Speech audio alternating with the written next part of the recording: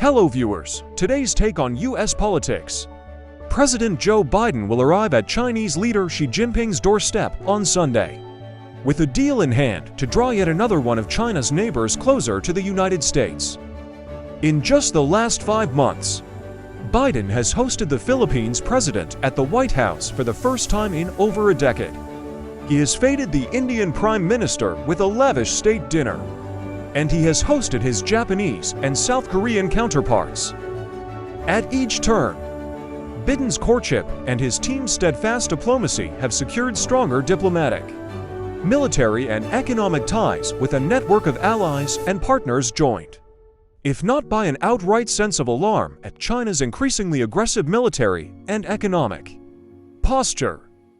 The latest page in the US's Indo-Pacific playbook will come via the establishment of a comprehensive strategic partnership that will put the US on par with Vietnam's highest tier of partners, including China, according to US officials familiar with the matter.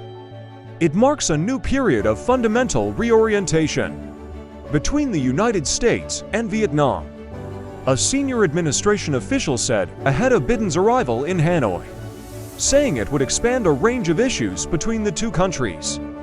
It's not going to be easy for Vietnam, because they're under enormous pressure from China, the official went on. We realize the stakes, and the president is going to be very careful how he engages with Vietnamese friends. The US increasingly tight-knit web of partnerships in the region is just one side of the US's diplomatic strategy, vis ad vis China.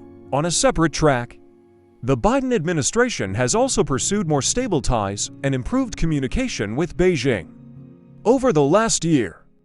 The latter part of that playbook has delivered fewer results thus far than Biden's entreaties to China's wary neighbors, a dichotomy that was on stark display as Biden attended the G20 in New Delhi, while Chinese leader Xi Jinping did not. The president did not appear overly concerned when questioned Saturday about his Chinese counterpart's absence at the summit. It would be nice to have him here, Biden said, with Modi and a handful of other world leaders by his side. But no, the summit is going well, as Biden and Xi jockey for influence in Asia and beyond. Merely showing up can be seen as a power play, and Biden sought to make the most of Xi's absence, seizing the opening to pitch the United States' sustained commitment both to the region and to developing nations around the world. In Vietnam, it's not only China whose influence Biden is competing with as he arrived. Reports suggested Hanoi was preparing a secret purchase of weapons from Russia, its longtime arms supplier. On Monday, Biden plans to announce steps to help Vietnam diversify away from an over-reliance on Russian arms, a senior administration official said. As China's economy slows down and its leader ratchets up military aggressions, Biden hopes to make the United States appear a more attractive and reliable partner in New Delhi. He did so by wielding proposals to boost global infrastructure and development programs as a counterweight to China. Beijing and Moscow have both condemned a so-called Cold War mentality that divides the world into blocs. The White House insists it is seeking only competition, not conflict as still. The desire to pull nations into the fold has been evident. On Saturday, Biden held a photo op with the leaders of India, Brazil, and South Africa, 3 members of the BRICS grouping that she has sought to elevate as a rival to US-dominated summits like the G20.